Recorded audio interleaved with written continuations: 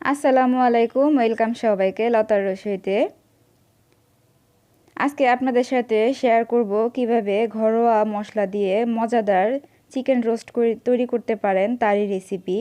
আসলে অনেকেরই ধারণা থাকে যে চিকেন রোস্ট তৈরি করতে হয়তোবা অনেক রকমের মশলার প্রয়োজন থাকে, ঘরে থাকা মশলা দিয়ে সেই রকম আসল স্বাদ পাওয়া যাবে না। এই ধারণা কিন্তু সম্পূর্ণ ভুল।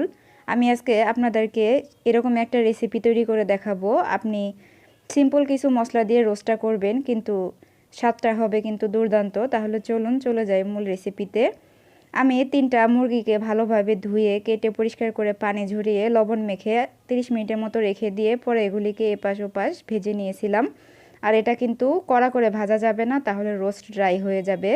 আর মুরগি ভাজা তেলেই দিয়েছিলাম পেঁয়াজ হাফ কাপ, 2টা তেজপাতা এবং 2 টুকরো দারচিনি। সেই সাথে পেঁয়াজটা একটু ভেজে নেওয়ার পরে দিয়ে দিচ্ছি পেঁয়াজ বাটা এবং রসুন বাটা। এখানে পেঁয়াজ এবং রসুন বাটা 1.5 টেবিল চামচ করে আছে। আর এই পর্যায়ে দিয়ে দিব আদা বাটা 1.5 টেবিল চামচ পরিমাণ।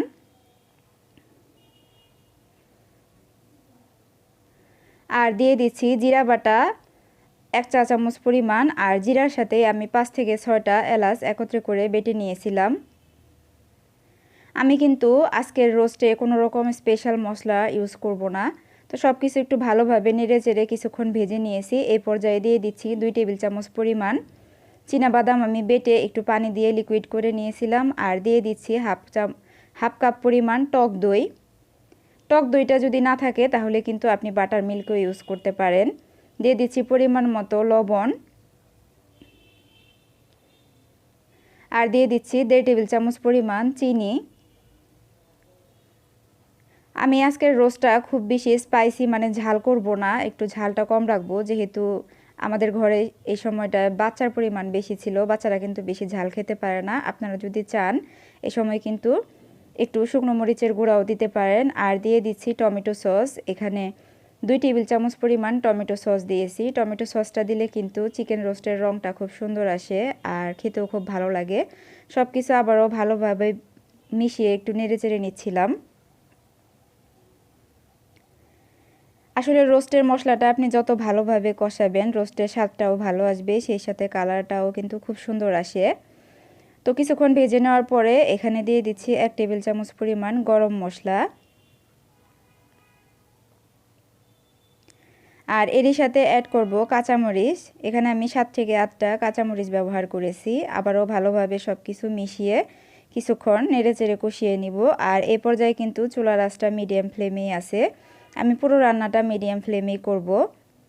এখানে দিয়ে দিলাম হাফ চামচ পরিমাণ টেস্টিং সল্ট। এটা সম্পূর্ণই অপশনাল, তবে যদি দেন তাহলে কিন্তু টেস্টটা খুবই ভালো আসবে। মশলাটা ভালোভাবে কষিয়ে নেওয়ার পরে যখন উপরে তেলটা চলে এসেছে আর মশলার কাঁচা গন্ধটা চলে গিয়েছে, এই পর্যায়ে দিয়ে দিচ্ছি আমি চিকেন। এখানে আমি 3টার মতো চিকেন নিয়েছিলাম। এখন মশলার সাথে সব কিছু ভালোভাবে নেড়ে চেড়ে মিশিয়ে ঢাকনা দিয়ে ঢেকে রান্না করব চিকেন থেকে কিছুটা পানি বের হয়ে যাওয়া পর্যন্ত। আর ঢাকনা দিয়ে ঢেকে দেওয়ার পরও কিন্তু মাঝে মাঝে আপনাকে এটা নেড়ে চেড়ে দিতে হবে, কারণ রোস্টের মশলাটা যেহেতু অনেক ঘন থাকে এটা কিন্তু নিচ দিয়ে লেগে যাওয়ার একটা সম্ভাবনা থাকে। তো 5-6 মিনিট রান্না করে নেওয়ার পরে আমি এই পর্যায়ে অ্যাড করব তরল দুধ। আমি 1 কাপ পরিমাণ তরল দুধ দিচ্ছি আর ঝোলের পানিটা অ্যাড করে দিব। যেহেতু দেশি মুরগি দিয়ে রোস্টটা আমি রান্না করছি সেহেতু এখানে ঝোলের পরিমাণ একটু বেশি দিতে হবে। আর আপনি যদি ফার্মের মুরগি দিয়ে রোস্টটা করেন সেক্ষেত্রে কিন্তু আপনাকে এক্সট্রা পানি দেওয়ার কোনো প্রয়োজন হবে না, শুধুমাত্র দুধটা দিয়ে দিলেই হবে। আর দিয়ে দিচ্ছি 1 স্লাইস লেবুর রস। এখানে 1 টেবিল চামচ পরিমাণ হবে আর কি। সব কিছু ভালোভাবে মিশিয়ে ঢাকনা দিয়ে ঢেকে রান্না করব যতক্ষণ পর্যন্ত চিকেনটা নরম হয়ে না আসে। মিডিয়াম ফ্লেমে ঢাকনা দিয়ে আমি রান্না করব। আর পুরো রান্নাটা কিন্তু মিডিয়াম ফ্লেমেই ছিল। এই তো আমার রান্না কিন্তু অলমোস্ট ডান। এই পর্যায়ে আমি 2 চা চামচ পরিমাণ ঘি এবং 1 চা চামচ পরিমাণ কেওড়া জল দিয়েছিলাম। আর এই কাজটা করার সময় আমার ভিডিওটা অন করতে মনে ছিল না, জাস্ট স্কিপ হয়ে গিয়েছে, এই জন্য আমি বলে দিলাম। আর ঝোলের পরিমাণটা আপনারা কি পরিমাণ রাখতে চান সেটা আপনাদের উপর ডিপেন্ড করে। রান্না শেষ করে আমি সার্ভিং ডিশে নিয়ে নিয়েছি রোস্টগুলিকে, আর উপর থেকে একটু বেরেস্তা সরিয়ে দিচ্ছি, এটা জাস্ট দেখার সৌন্দর্যের জন্য। আর চাইলে কিন্তু নামানোর আগ মুহূর্তেও একটু বেরেস্তা দিয়ে দিতে পারেন। চিকেন রোস্টটা ভীষণ মজার হয় আর দেখতেই পারছেন কতটা লোভনীয় হয়েছে এর কালারটা। আশা করছি আমার এই রেসিপিতে একবার আপনি ট্রাই করবেন বাসায়। আর এই রোস্টটা আপনার বাসার সবাই পছন্দ করবে, সেই সাথে বাচ্চারা তো পছন্দ করবেই। তো সবাইকে চমকে দিন অল্প মশলায় তৈরি এই চিকেন রোস্টটা করে। তো সবাই অনেক বেশি ভালো থাকবেন। দেখা হবে আবারও নতুন কোনো রেসিপি নিয়ে। আল্লাহ হাফেজ।